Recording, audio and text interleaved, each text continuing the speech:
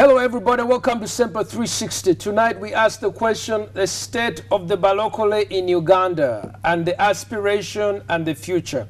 Beyond the conflict and the allegations of exploitation, there is a substantial number of Ugandans who are really Balokole. Some have been known as safeties, others are seen on television claiming miracles, and others preaching the gospel. I want to talk about this issue. Beyond the clashes on Christmas time and the many celebration, I want to talk to my good friend, Pastor KYAZZE. Put your hands together to the man who had the big one. And as we enter into Valentine's Day, he's going to tell us how we can all have the best Valentine.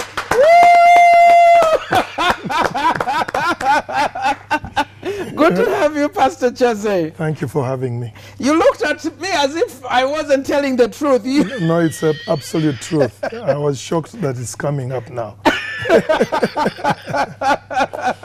Yes. For one reason or the other, there was no Valentine when I was growing up. I never even had the Valentine. And yours was closer because for me, I was born a little bit earlier than you.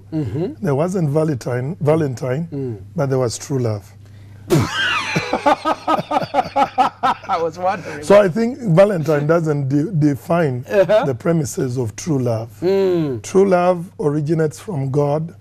It is not mainly external, but it's about finding a resonance with a good heart where you can rest yours, and together you walk the journey of life. This generation, really, when you talk about true love, I think they think about sex tapes. Wow. Sex tapes on social media. On social media. This is the people are discussing sex tapes. They're discussing ebitone. They're discussing sizes of women's body shapes. I mean, really, so when they talk about Valentine, you don't even know what we are talking about. Yeah. So, but I want to start with you. What are you doing this Valentine?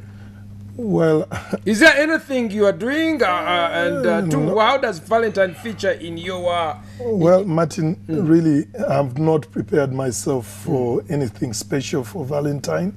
I have a daughter, and she's been my steady Valentine, and she's not here in Uganda, but I sent her Valentine greetings, and I believe that's what my Valentine will be. Yeah. Apart from that, my wife, who I've been with for the last 26 years, our love is not blended or made even more richer by Valentine's Day. It has always been made richer by Christ and the experiences we have had together. Yes. My goodness. So I don't know whether I'm avoiding the question. No, you're doing good. You're doing good. The point is, I've remained on the foundation of my relationship, and Valentine as a flavorer is not my main meal. I think my main meal is Christ came, I fell in love with a lady, walked right with her, married her 8 years after my courtship, and then we've been together for the last 26 years.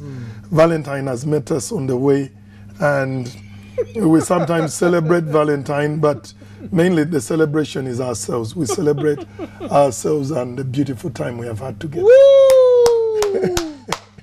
I know that you are a man who really cares about marriage. I remember you invited me in Gulu. Yeah.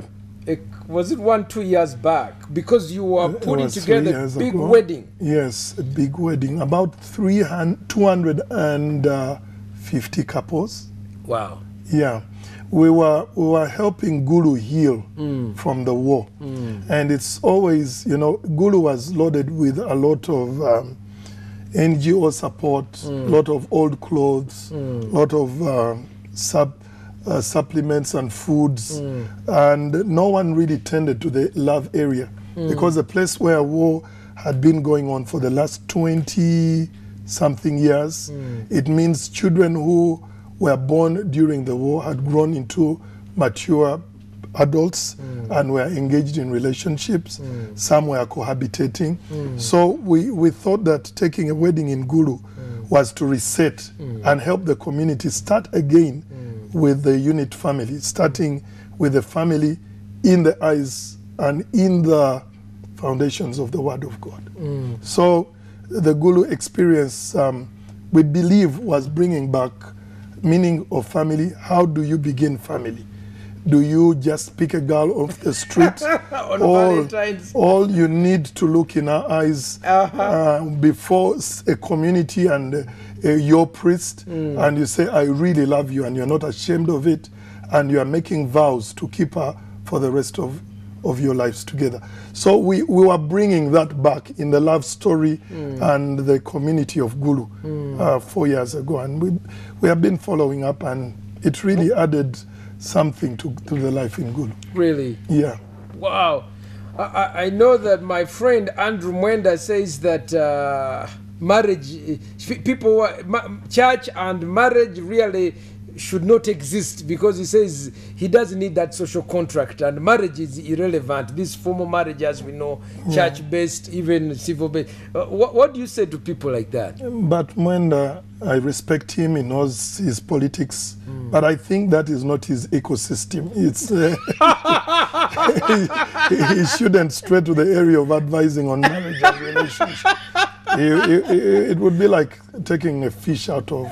He's a fish. He's out of the water. When it comes to relationships, he has not shown us anything that shows he's an authority in the area. That is my opinion. Okay. Yeah, I think it would be better if someone encourages, advises a society in a place where they have knowledge, experience, and have excelled to be an example in such an area. Stay with us. You're on Sempa 360.